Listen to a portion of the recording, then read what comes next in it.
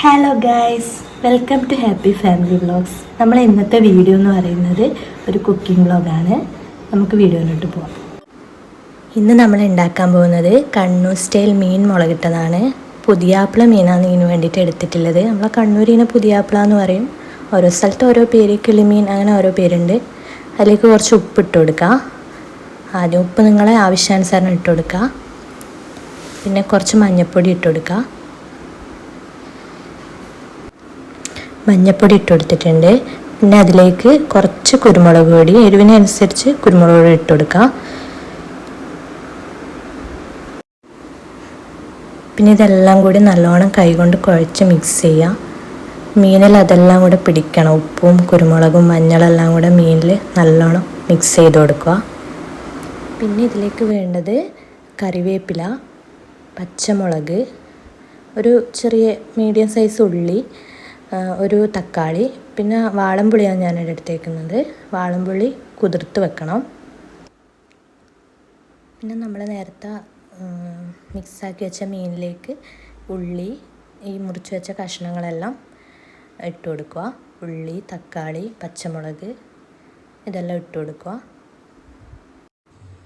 ഇനി ഇതിലേക്ക് വേണ്ടുന്ന മസാല, മല്ലിപ്പൊടി, മുളക് പൊടി, ഇത് രണ്ടും ജസ്റ്റ് ഒന്ന് ചൂടാക്കി എടുക്കുക. തീ സിമ്മിൽ വെച്ചിട്ട് ജസ്റ്റ് ഒന്ന് ചൂടാക്കി എടുക്കുക. ജസ്റ്റ് ഒന്ന് കളർ മാറുന്നവരെ ഇളക്കി കൊടുക്കുക. ചൂടാക്കി വെച്ച മസാല നമുക്ക് നമ്മളെ മീനിലേക്ക് ഇട്ട് കൊടുക്കുക. ഇനി അതിലേക്ക് വാളംപുളി കുതിർത്ത് വെച്ചിട്ടുണ്ടായിരുന്നു. അതിൽ വാളംപുളി ചേർത്ത് കൊടുക്കുക. കുതിർത്ത് വെച്ച വാളംപുളി അതിലേക്ക് ചേർത്ത് കൊടുക്കുക. കുറച്ച് വെള്ളം, ഒരു ഗ്ലാസ് വെള്ളം ഒഴിച്ചു കൊടുക്കുക. ഇനി ഇതെല്ലാം നല്ലോണം മിക്സ് ആക്കിയിട്ട് നമുക്ക് അടുപ്പത്ത് വെക്കാം.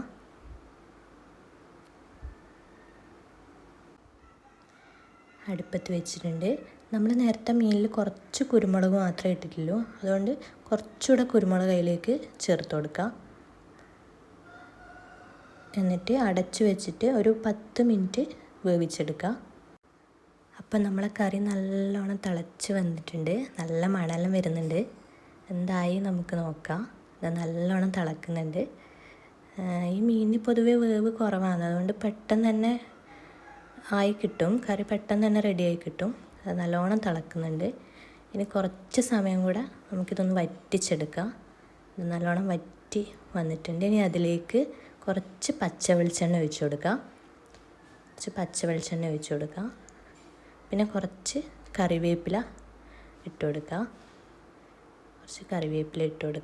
അപ്പോൾ നമ്മുടെ കറി ഇവിടെ റെഡി ആയി കഴിഞ്ഞു.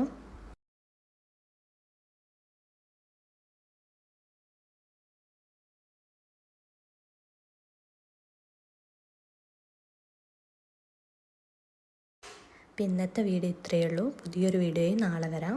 ബായ്.